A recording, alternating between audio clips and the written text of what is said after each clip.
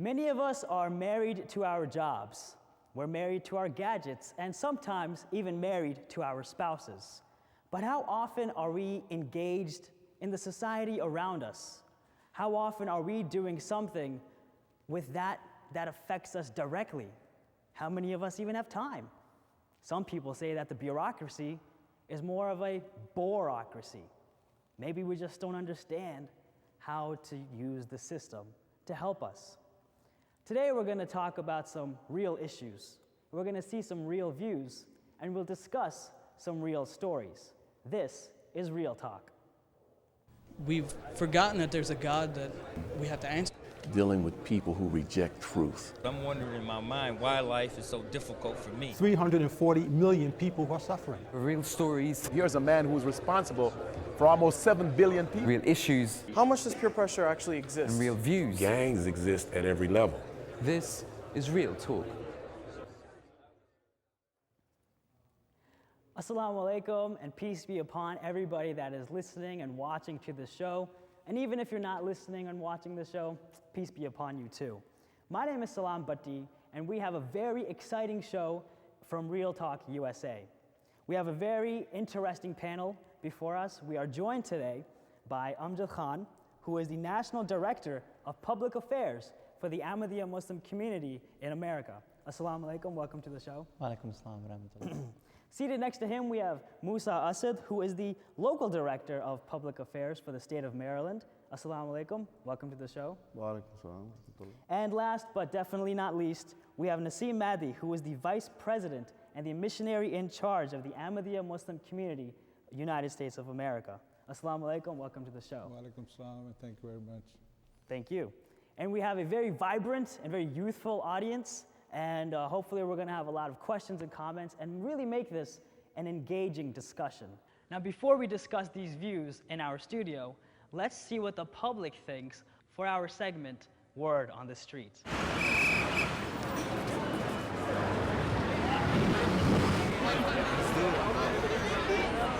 Here in Times Square, as over 1 million people prepare for the new year, we also see Muslim Americans amongst that audience, handing out flyers showing that Muslims are for peace. Following a successful Muslims for Life blood campaign, which nationally collected over 10,000 units of blood, we see something similar happening in New York City, where a grassroots effort is taking place, where one by one, people are learning that Islam is a religion of peace. I mean, the people that are terrorists are like construing Islam and using it as a vessel. It's not Islam. Terrorism is not Islam. In my community, I'm from Staten Island, and a lot of Muslims own most of the corner stores and everything, and I've knew them since we grew up together. Like, I consider them my brothers, you know what I'm saying? So I would say to everybody out there, if you take the time to sit down and vibe with a Muslim, then you would see that they're all not what they portray them to be on TV. Now, I believe that the Muslim community is doing a very good job. It's just whether people want to see that. You know, it's people have this very like militant view of Islam. It's very false. You know, it's a very peaceful religion, and I mean they're living their faith very well. It's just people need to change their own perception. Thousands of flyers were handed out with hopes that the perception of a violent Islam would evolve into the actual image of a peaceful Islam. With so many open minds out there, it seems that 2012 will have some positive steps for Muslim Americans. Those are some good viewpoints and issues that people on the street brought up. And so I want to turn to our panelists, because really it's a really hot button issue that we have today. We have civic engagement. Two words that don't make too much sense, but we're going to make sense of them today. We're talking about our involvement within our own society. I mean, we are citizens of this great country, so how can we be better citizens of this country is one of the main questions that we have on our plates here.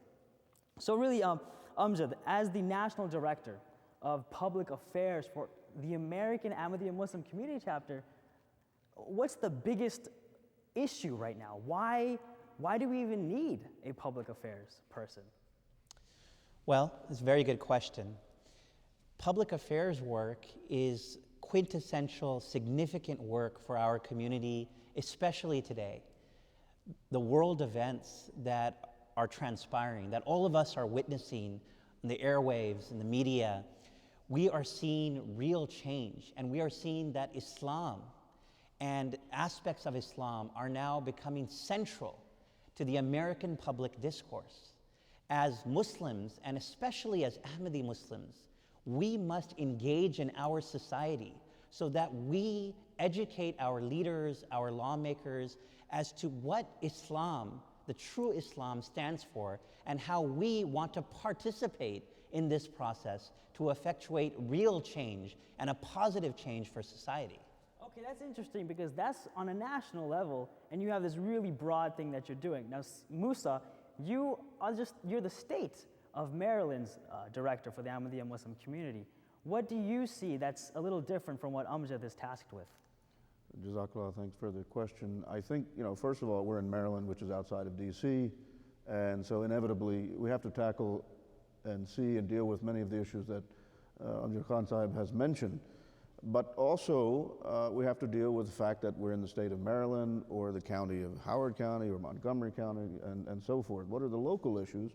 And I think, the way I see it, as Amjad Khan Sahib has mentioned, we want to educate people, but how do you do? I mean, what is the face of Islam at the end? It's me.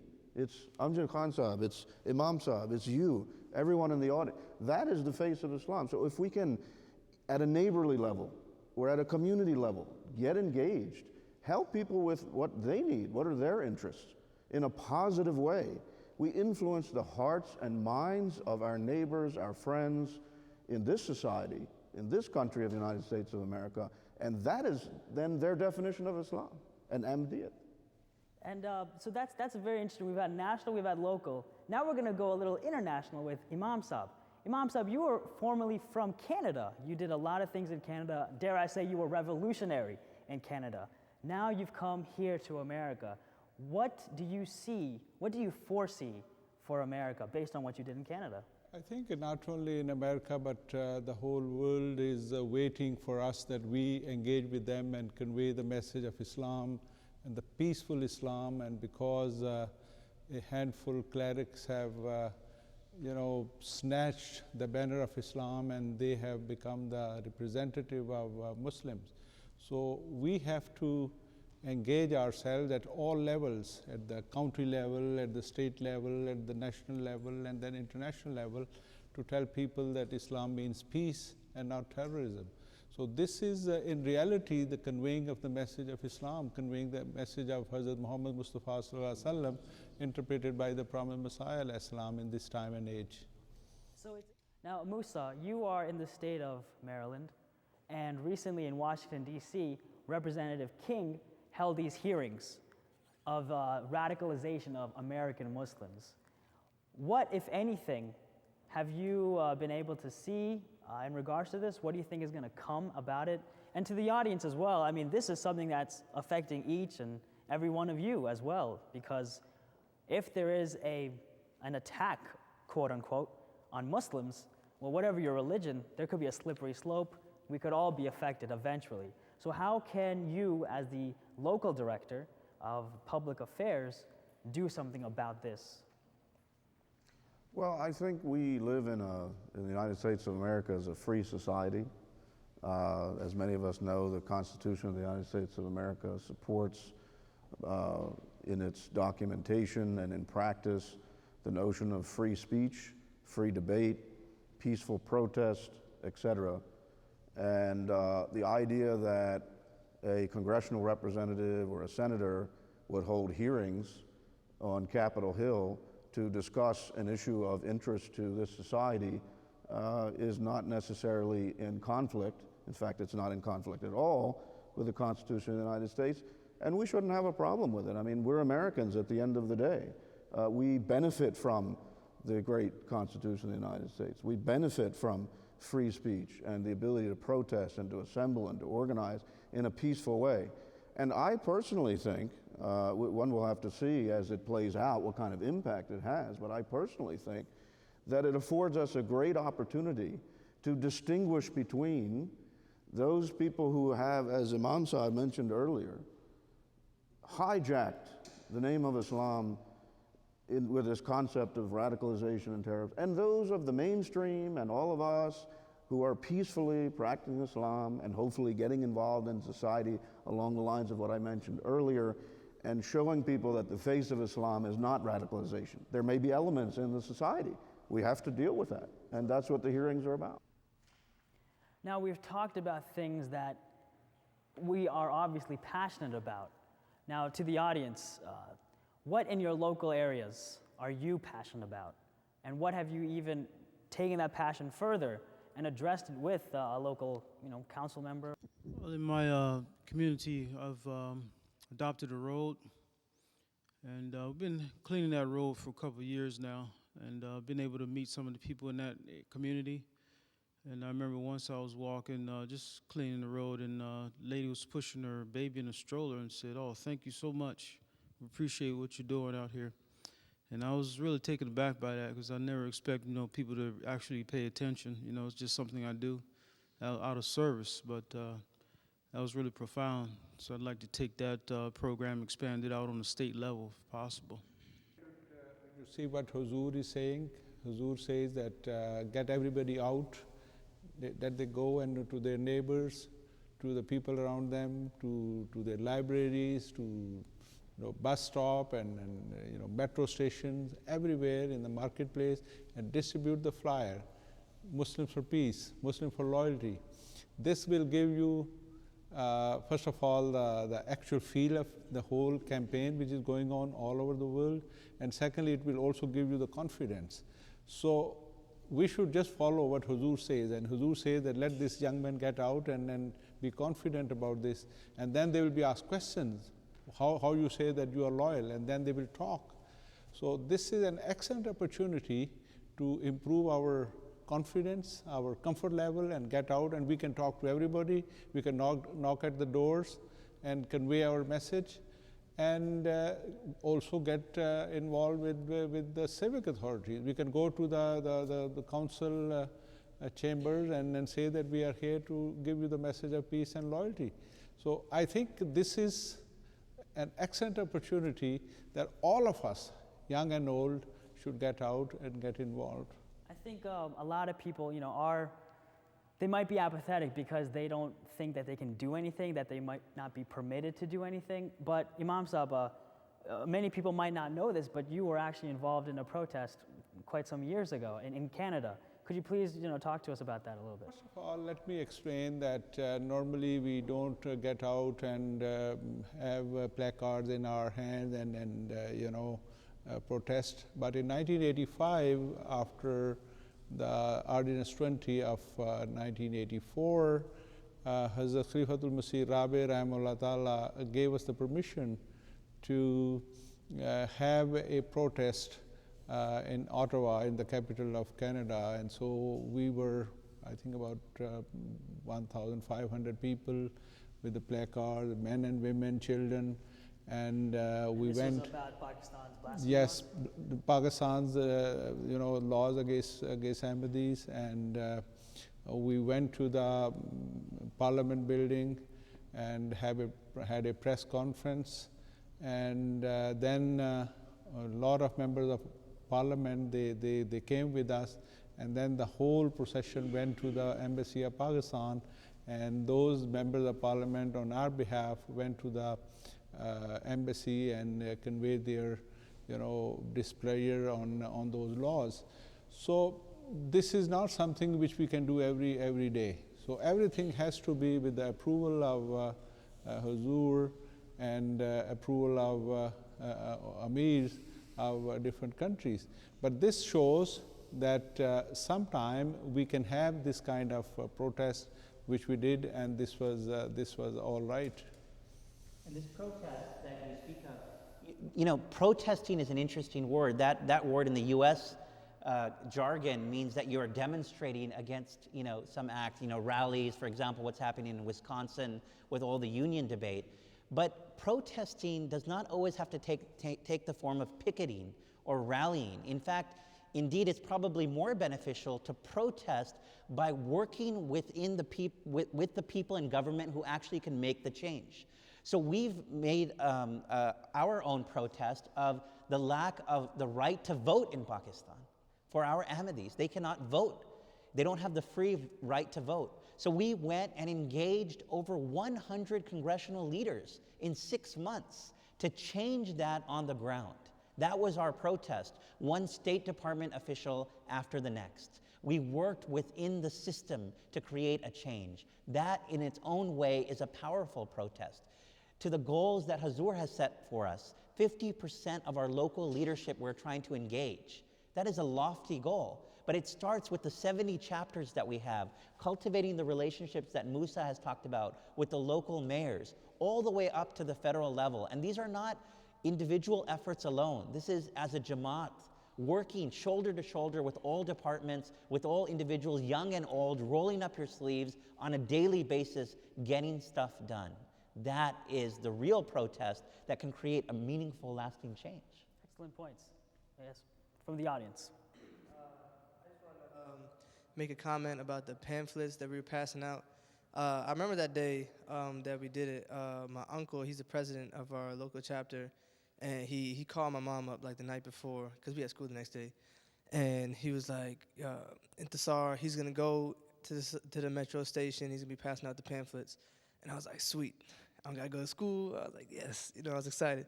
So we went, and it was really cold that day, and I just remember telling my brother, I was like, I don't really think this is going to work. People aren't really going to listen to us.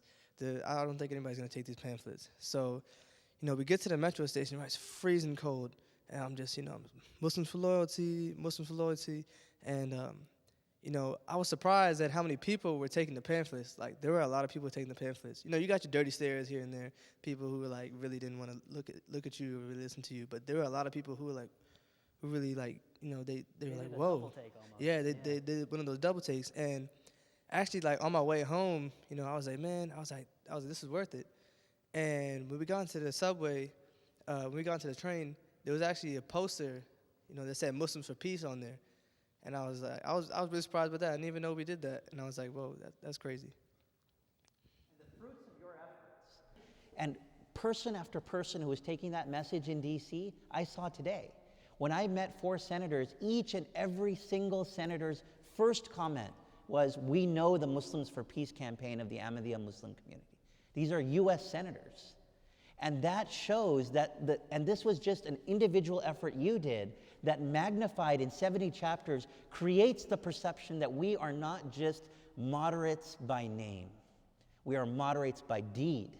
And so each and every action you do has an effect and is being perceived in the U.S. political discourse. And so that is when the true democratic movement emerges, when the true Islam reaches the corridors of Congress and the federal government, but starts in that subway station, in that metro stop in D.C. We've talked a lot about the global atmosphere of protesting. We've talked about the local and the national things that are going on within America, and what individuals here in our audience are doing to promote change. In the second half of our show, we're going to talk about what we as Muslims can do to peacefully protest and to make some more changes in what we're seeing today. So please stay tuned and join us after this break. Another milestone in the history of MTA. Another sign fulfilling the prophecy revealed to the promised Messiah alayhi salam. I shall cause thy message to reach the corners of the earth. By the sheer grace of Allah, MTA's broadcast can now be seen on your mobile phone anytime, anywhere in the world.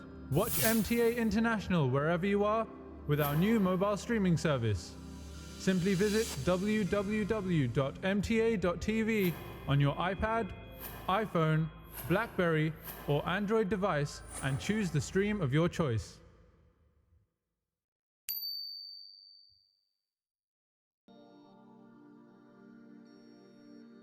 Visit MTA International's official YouTube channel to catch up on past episodes of your favorite programs. If you want another chance to watch Hazrat Khalifatul Masih's Friday sermons, MTA International's special programs and documentaries, or our wide selection of nazms, simply visit www.youtube.com/MTAonline1. MTA International's official YouTube channel, delivering our unique content direct to the world.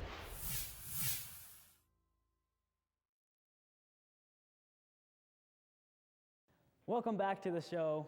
We are talking about how Muslims can, peacefully be involved in their local communities and their local politics and really bring about a change. Now, of course, this is Real Talk USA, so we're keeping this American. What we're seeing is there's a lot of protests going on, a lot of violent protests. But, we are Muslims, we're peaceful Muslims, Muslims who believe in the Messiah. How are we going to protest, for example, the anti-Sharia legislation? In America, there is at least 15 states that are trying to ban Sharia from their own states. So this kind of strikes right at us. We're Muslims, but we do believe in Sharia. Is this an attack on us, Farhad? I do agree with you when you're saying it is an attack on us because it's kind of insulting our Sharia, the thing we hold most dear to our hearts. But the way to respond is the way that they're attacking us, through the pen. MSQ, which is Majlis Sultan al-Qalam, a part of the MKA organization, plays a big part in this because it's an organization where we write letters to the editors and we get published. They're actually writing bills against Sharia. Should we write bills against the Bible? I think no, we don't have to because we believe in the Bible. But the thing we need to give to them is our stand. By writing continuously, the more you do, the more it gets out there. Even if you don't get published the first time, you can write 5 letters, 10 letters, 20 letters.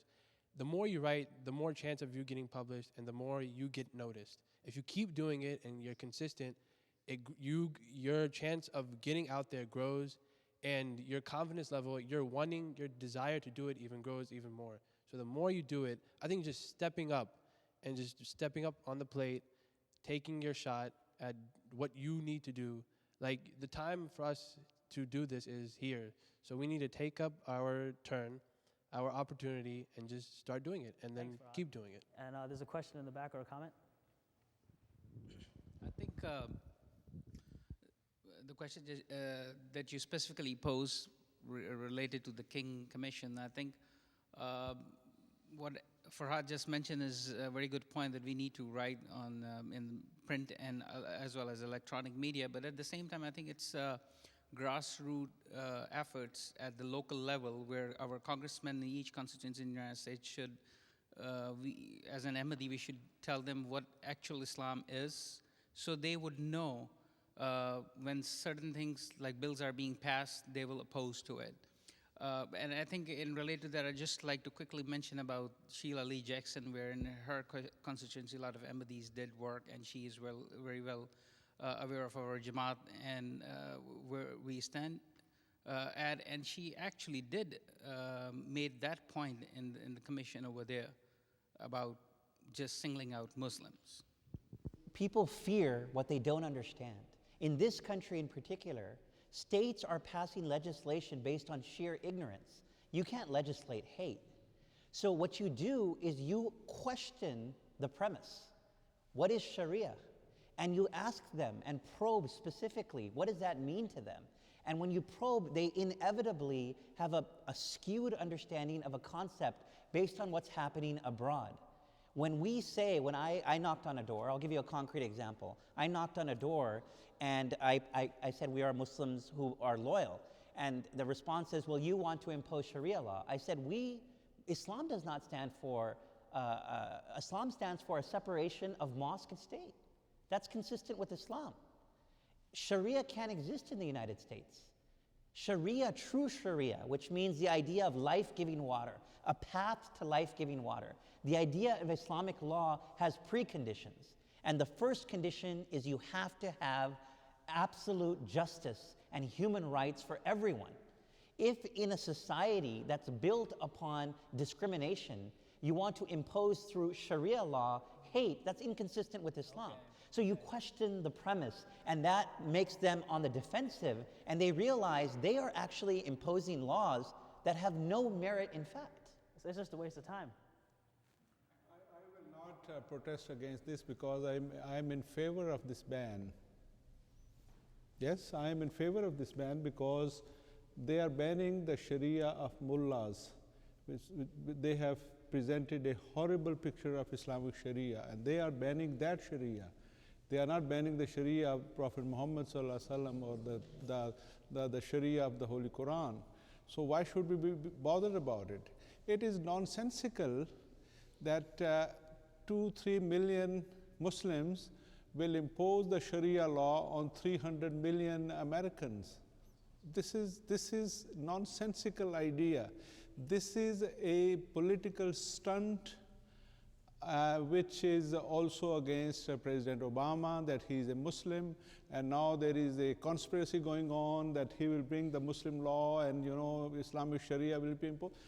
It will not be imposed. How could you imagine Islamic Sharia being imposed in the United States of America instead of the Constitution of Pakistan? This is all hocus pocus.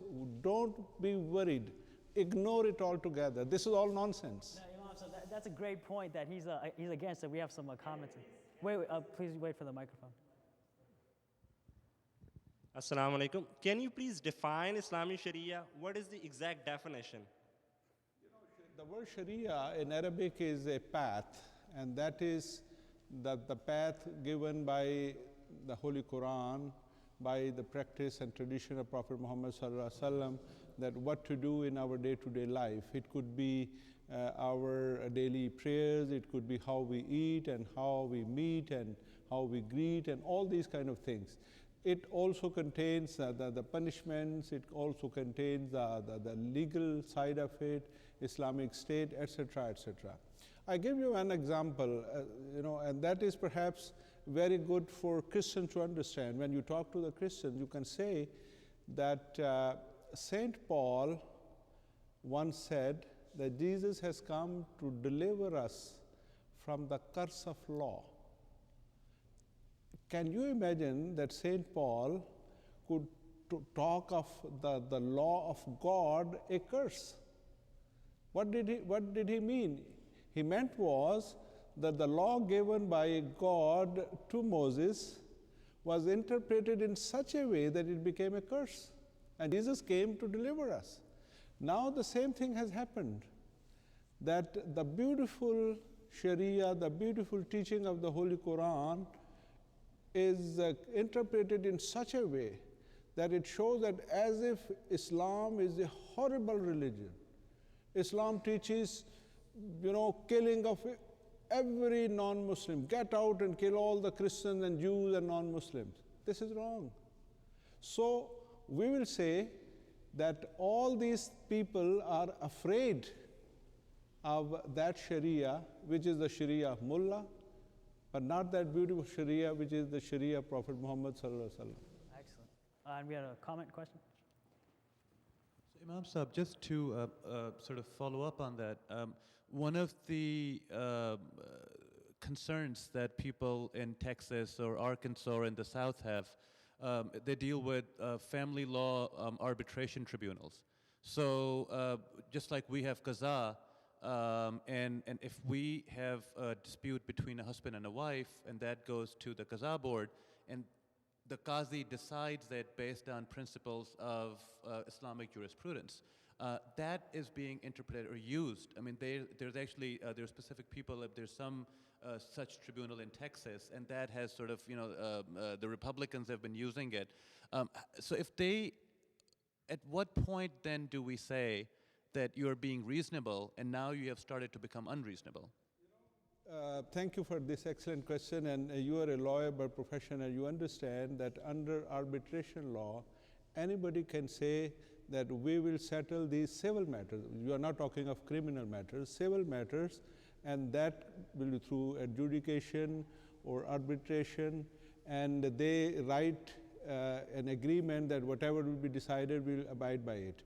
But always, the Constitution of the United States will supersede. If the arbitration of Jama'at or any Muslim group does something which is against the Constitution, that can be challenged in the court. And there is no problem, the Christians have been doing this, the Jews have been doing this, the Muslims have been doing this, Ahmadi Muslims have been doing this. So if we make a decision which is unconstitutional or against the principle of Constitution of the United States, one can appeal.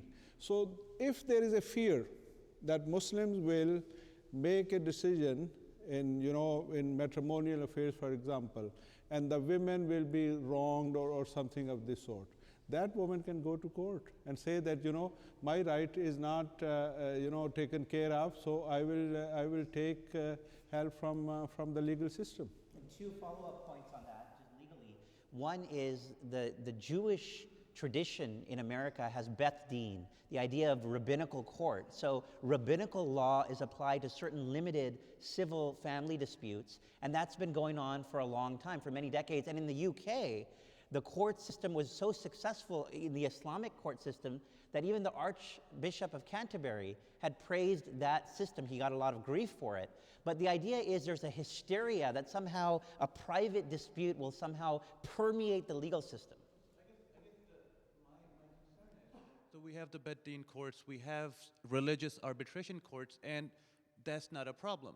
But when Muslims start to have a Muslim arbitration court, they're doing exactly the same thing that the Bed-Dins have been doing for the last 100 years now.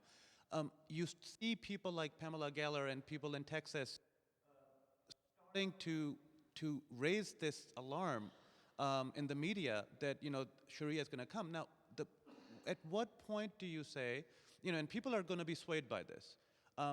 And we can always go to the court and try and sort of fight it out there, but to invoke the Constitution for something that all other religious communities have, I guess the concern is, are we ceding too much ground on these issues? And if we do want to take a stand, how should we do that? Why the courts like it? Because it is good for them that their time and cost is saved.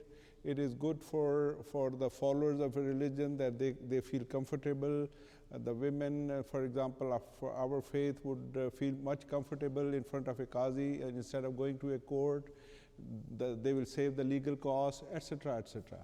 But as I said, that if we explain that this is what is happening for such a long time among other faiths, and Muslims have been also doing, and even without having any faith community involved, anybody can have arbitration.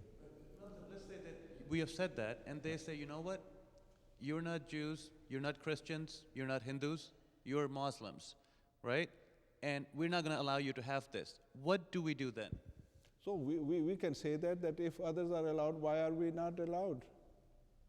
We can raise this issue, and why are you discriminating us against on this issue? That can be an issue which we can talk about. And indeed, each of the individual state pieces of legislation that try to attempt to ban Sharia are subject to constitutional challenge in federal court. And indeed, the Oklahoma ban that was passed by 60% or more of the population in a referendum was struck down, portions of it, by a federal court. This is the beauty of our country. We have the freedom of religion and an establishment clause, the First Amendment, that subjects to scrutiny attempts to restrict religious freedom. And this is what we need to do as peaceful Muslims. You educate yourself by the legal system that exists, and you use that system to bring challenges, and the federal government will also assist in the manner. That's why hijab is not banned in this country, but it's banned in Europe, in many countries, because a hijab ban would not survive constitutional scrutiny in this country. This is the beauty, this is what we have to celebrate of our country, the ability to practice and profess freedom of religion for all citizens, not just for some. Musa, did you have something to say as well? Well, I mean, look, someone once said the only thing to fear is fear itself. And we need not be afraid of it's a free society, as we've been discussing. We need not be afraid of every freely stated idea, concept, notion, bill, what have. Many of them die on the vines, as the expression goes, in the passing of the night. We have, many other things to be concerned about. Now, if it does come to a violation of a constitutional right, there are many avenues to go. But look, are they saying they will ban the Quran? I don't think so. One Christian minister, I think, tried that technique a few months or maybe last year back. What happened to him? You know, President Obama came out and spoke against. Hillary Clinton, down the list you go. The fellow is in such disrepute, it's almost like the case of Alexander Dowie, simply he's still alive. You know, let the process play out. We need not be necessarily all that concerned about every single notion that comes up because there is fear. The solution to fear is education. We've discussed it, and we've talked about the campaigns that Imam Saab has talked. This is having its impact already on Congress, as Amjad Khan Sahib has already mentioned. That you get into the hearts and the minds of the people that are in power, that are in politics, that are leading this country, that are in the level of corporation at top level. That is how you influence people. That is how you dispel the fear. We have nothing really to be concerned. Logic is very important. The promised Messiah al-Islam engaged in a lot of methods, and one of which was clear logic. In this particular instance, a private dispute between two Muslims is being magnified to say that that system of law will be applied to non-Muslims? What a leap of logic. Question the premise, attack the premise. There's no substitute for knowledge and data. We are armed with the truth. We have the facts. Present the facts. Educate people with facts. Be scientific about this political process. Empower yourself. That cures the ignorance. And eventually, those who vociferously fear a creeping Sharia will be marginalized, and the true voices will emerge. But that requires knowledge. So through education, we can really effectuate this change. To the audience. My name is Zata. And you said that they are only going to ban Mullah's Sharia. So how would you differentiate Mullah's Sharia? My point was that the fear they have is from that Sharia which is so horrible. And that is not the real Sharia of Islam. So, you know, people have written books like Irshad Manji wrote a book and criticized Islam. And when I read it, I said I agree with her 100% because these mullahs are saying this just like this. And you know, The Trouble with Islam Today. Yes, the trouble with Islam. So my point was that the fear is from the interpretation or the wrong interpretation or exploitation of the Sharia of Islam, not from the real Sharia. Secondly, Hazrat Khalifat Masih Salis Rahimahullah Ta'ala used to say that whenever something happens in the world, whether we understand or not, this is part of the grand scheme of things. And that grand scheme of things is how we will see the final victory of Islam through peaceful means. So even if this issue, this gives us an excuse to spread the knowledge and educate them, as you said, about Islam and about Islamic Sharia. What is the real Sharia? Anybody else from the audience? Yep. While listening to your discussion, I came to, I've noticed that the underlying theme is that we should start from the grassroots level and build our way up amongst the ranks and then go to the national level. My question about that was, in an ideal world, say that we did, go through the ranks and we did propagate the true message of Islam, and then that did go up to the national level, international level. What is the overall goal that you think, you believe should happen? Even if we do, even if all the congressmen, all the senators, the president, they know that, okay, we are the peaceful Muslims, what does that mean? What does that word mean come about? I have a very simple answer, and then I'll let the other panelists speak. And that is the same message that was delivered to Holy Prophet ﷺ. Convey the message. Convey the message. You're not responsible thereafter for the recipient of that message, because the rest is in the hands of Allah. We pray, convey the message, and pray, and the rest is in the hand. When the time will come that they will all change their hearts and mind, we don't. There are some prophecies in the time of the Khalifas, etc., but at the end of the day, we really don't know. We probably won't see it in our lifetime. That is my simple answer.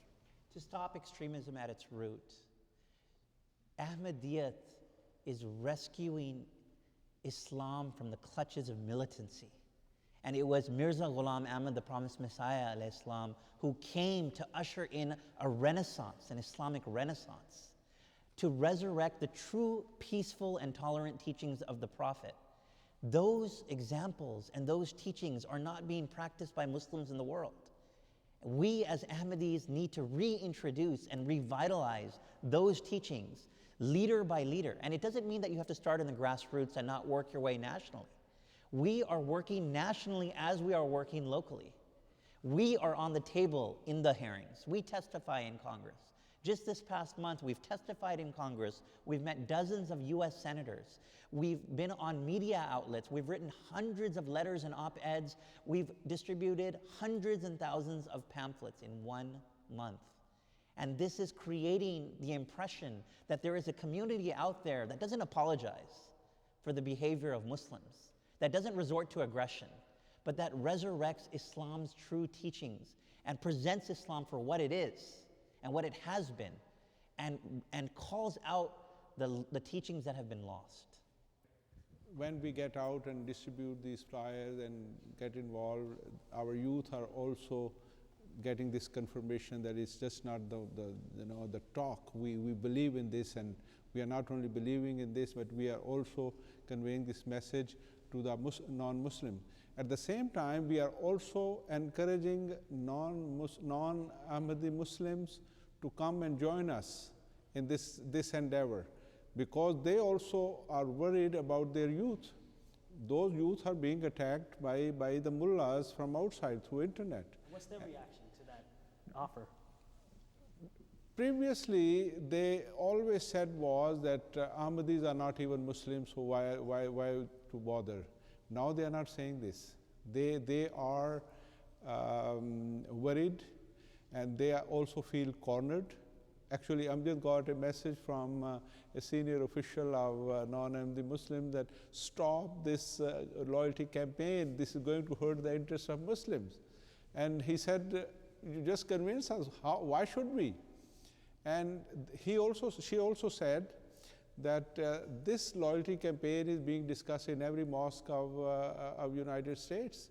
So they feel cornered. But we are not happy that they should feel cornered, but we want that if the mullahs are not on board, the individual Muslims should come forward and be part of this campaign, and they say, we are loyal, we are peaceful, and we will not accept any kind of messages and the teaching from the radical Muslims. We are loyal because our faith says we need to serve our country. That is the message of the promised Messiah, Islam. He defined loyalty in a very specific way, that our loyalty, in his case, the loyalty to the British government, comes from his desire to save the country from catastrophe, and then to serve the country that has allowed him the opportunity to profess his faith. Good point. Panelist here, local, national, international experience. You know, when you sit and think about all the experiences and all the knowledge that you have, we can sort of sit back and say, well, you know, how can I match that, right? So I think we are all civic savvy in certain way. We're in schools, we're in colleges, parent, neighbors, most importantly. I specifically remember after 9/11, we are very good friends with a neighbor who's American. And the wife, the woman of the neighbor, she would leave her kids with my wife for a couple of hours without any problems. And this 9/11 happened, and she continued to do that. But then she made a comment. She said, are you guys Muslims? And we're like, yeah, we're Muslims. Well, we don't understand what kind of Muslim you are, because, you know, we feel comfortable. And what we see on CNN is totally different. So I think this is the civic savviness that we can implement in our own ways, where we're examples to neighbors. We're example in schools, universities. I often volunteer in my daughter's elementary school because I want to be a part of the civic. I want to be part of the system. So these are I think the smaller ways, the grassroots ways of making sure that we're contributing to the society so that they have an image of a real Muslim. Thank you for making this very profound comment. According to the polls, the majority of the Americans don't trust Muslims. When the question was asked, how would you feel if you have a Muslim neighbor? People said, no, we don't want to have a Muslim neighbor. We want to change this perception. We want to tell them that vast majority, not only Ahmadis, vast majority of American Muslims are moderate, peaceful, law-abiding, and you don't have any fear from them. This is a very small minority who has taken the agenda of Islam in their own hands, and we want to take it back from them. Building on this point, a very concrete example and comment. My wife is a teacher, and she has consistently gone into the schools wherever we have resided and presented to various classrooms on Eid, for example, when it comes around, or some other discussion about Islam, etc. Given pictures, a very dynamic teacher. To this day, every time the holiday comes, we get a call. Please come back to the school. Please come back to the school. Please come back to the school. That's the next generation. There are 30 students sitting there. That's the next generation. And yes, to the audience. Actually, back to Imam Saab's comment he just made about vast majority of the Muslims are also moderate. Even though we say it, but in practice, I haven't seen they are joining our hands in the campaigns for Muslim for peace or for Muslim for loyalty. What do you think? Why is that they have not joined us? What is the hurdles for them to joining us in this campaign, which will benefit Islam as well as these Muslims? Sometimes they are fearful, sometimes they are fearful of those mullahs, there could be a lot of things. But I'm quoting Hazrat Khalifat Masih Saleh Rahimahullah Ta'ala. He used to say that out of 1,000, perhaps only one is, the troublemaker, all others are good people. So even if you see something like in Pakistan, you think that, as if everybody is like that, in reality they are not. Majority of them, they are silent and they are cowards. They don't speak out, because they say that if we speak out, our head will be chopped off. So that is a reality in Pakistan. And but the idea of them not responding also comes from the fact that they do respond. There is a very vocal response from the Muslim community, but the response is a defensive one. It's a response based on violations of civil rights, that we are being probed, we are being scrutinized. Why are we being scrutinized? Some of that is legitimate, but that defensive reaction prevents them from taking a proactive approach to change the hearts and minds. The Ahmadi community Muslim community has a proactive message. That is knocking on doors and changing perception. That requires activity. And the Muslim community is more resigned to a defensive, the American Muslim community to a defensive measure instead of a proactive approach. This is where we come in. We ask them to join our campaign to affirmatively change the dialogue. And one other point, on the phrase moderate Muslim is used ad nauseum in the American discourse. What does that mean? Ask the Muslim community, ask your Muslim brothers in America, what does it mean to be moderate? And ask them about the question of divided loyalties, separation of mosque and state, punishment for apostasy, all of the various, when you really probe it, the question is, do they really believe in a moderate view? And that's a challenge. We believe we've had it all along, because that is the essence of Ahmadiyyat. The question for them is, do they have it? And that is where we are distinguished, because we have a central leader. We have leadership. And really the message I give, especially to the youth, is do not follow. Do not follow. Lead. Lead your efforts locally. Be that example. We are born to be the leaders, because that is what the Messiah of the age taught us, to not be timid, to be the leaders moving forward. Very powerful points, Amjad. And now we've reached the final few minutes of our show. What final thoughts do you have in these last few minutes? I'll start with Imam Saab. My final thought is that we should be excited about this time. We should be excited that the facilities given to us were not here 100 years ago when Hazrat Masih Maud was writing his books and delivering the message. Now all these different means have been given to us. We should utilize all these facilities and technological innovations in our favor, And if we don't use it for the sake of delivering the message, then we have missed the point. We believe, and this is what Hazrat Masih Maud has said, all these inventions are for me and for my message and for delivery of this message. So let us get out and get engaged at all levels, whatever we can. Just knocking the door of our neighbor and say that, you know, we are peaceful Muslims and we want to help you and offer our services. And that is, you know, your first step in the right direction. You cannot do everything in one day. In Chinese, they say that the journey of 1,000 miles starts with the only first step. So you take that step and then you will be encouraged, you will have confidence, and inshallah, you will be able to follow the commands of Hazrat Khalifa Masih al-Khamis, Ayyadullah Ta'ala bin Nasir Aziz, in letter and spirit. Jazakallah, Imam Sahib. Musa. I'm not sure I can add much to that, but perhaps from an American perspective, there's a famous anthropologist by the name of Margaret Mead, who once quipped something to the effect of, never doubt that a small group of people can change the world. Indeed, it's the only thing that has. And so my comment is, one person at a time. If it's your neighbor, if it's your school, if it's the county executive, whatever you feel comfortable, there's so many opportunities to get engaged. We're talking about civic engagement. Get engaged, many opportunities. Many high schools now require civic service. Get involved. We are the face of Islam, and present yourself as the face of Islam, and thereby change the hearts and the minds of the people one by one, and you'll be amazed at how quickly that adds up to 1,000, 10,000, 1,000,000, and so forth.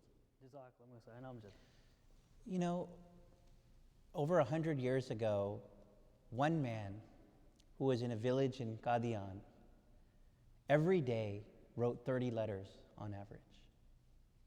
He met thousands and thousands of people. He penned in his lifetime tens of thousands of letters.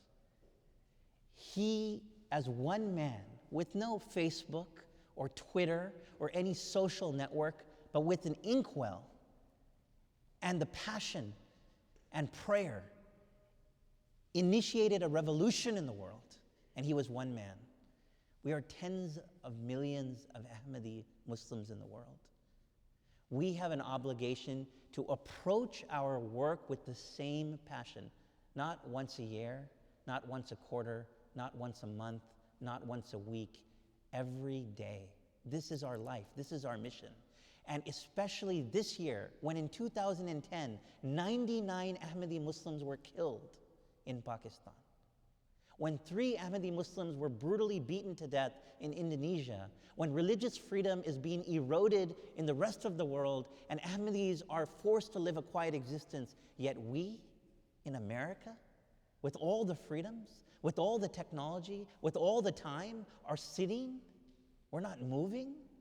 This is the time to rise up and act. So the message is, be that movement that was initiated over 100 years ago, and give honor to the message of the promised Messiah al-Islam as the true and ardent devotee of the Holy Prophet Muhammad sallallahu alaihi wasallam.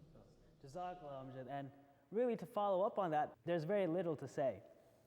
We are living in a world of apathy, but that is actually to our advantage, because we can use that apathy to become the leaders of our society and go through the local, state, national, and international levels to promote that change. This was Real Talk USA. Please follow us on Twitter. The address is on the screen. Check out our website, www.real-talk.tv, for all the latest updates and what we're doing. My name was Salam Bhatti, and this was Real Talk USA. Assalamu alaikum.